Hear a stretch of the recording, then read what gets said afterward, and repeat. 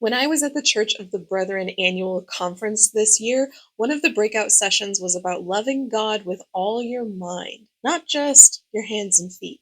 It was one of the best teachings I had all conference. One of the leaders talked about how we as adults have abandoned our sense of imagination and play. We have cultivated this way of thinking that if we are not actively working on something that creates a product or accomplishes something or amounts to something, that we're just wasting time.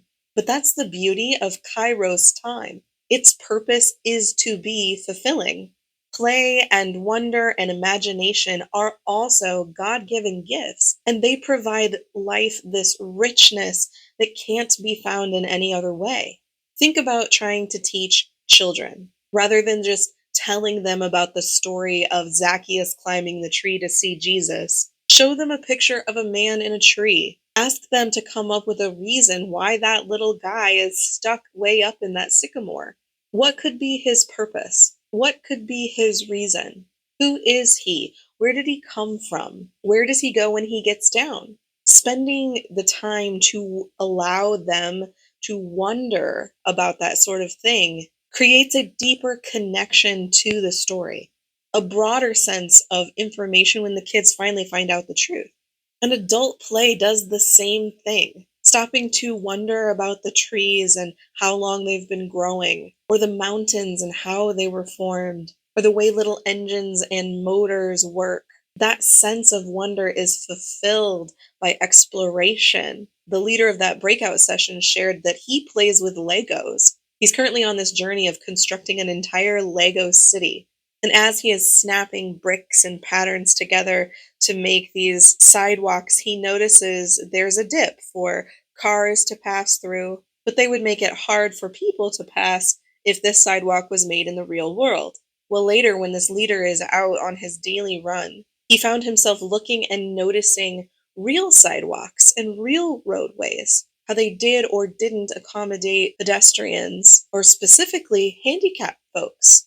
Dips, bumps, too steep of slopes, all of those things he had never noticed before. But suddenly, he had this informed compassion for others who have to function in real life with these kinds of features. And the leader would have never had those empathetic thoughts in his spirit had it not been for that time he spent in play. So I ask, is it a waste of time? Or is it just another way of experiencing the world? I am a huge fan of video games, particularly for their storytelling. Book readers can likely relate. I can spend hours in front of my game, investing in characters, asking myself moral questions, and making decisions in those games that impact the whole of the story. And I can't tell you how many countless moments I've had of logical breakthroughs in my own real thinking as those games tackle subjects like grief and loss, justice and mercy, courage and conviction. I wouldn't have had those perspectives to lie on top of my real breathing life had I not taken the time to dive into this world of imagination and impossibilities.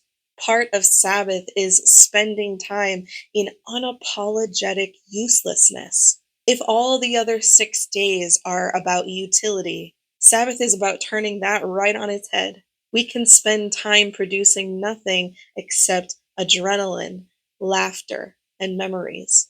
Games are played according to their own logic, in innings, rounds, quarters, turns, and phases. You just play until you're finished. You just swim until you're tired.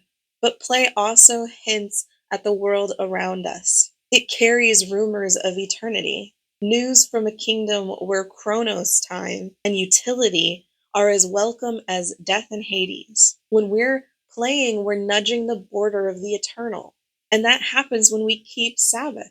Sabbath is this rehearsal of heaven. Sabbath is the anticipation, this shadow of the reality of a rest that never ends. Play and Sabbath are joined at the hip, and sometimes we rest best when we play hardest. Whether it's a furtive wrestling play of endurance and skill, or a peaceful emotional play of wonder and imagination. We are close to God when we let His mystery stimulate our minds. So set aside the time to waste, feast on guilt free play, and reconnect with a taste of heaven. Thanks for tuning in this week. Click here to watch more of this series, and click here to subscribe to the channel to stay up to date with our teachings and worship. I hope you have a great weekend, stay safe, and God bless.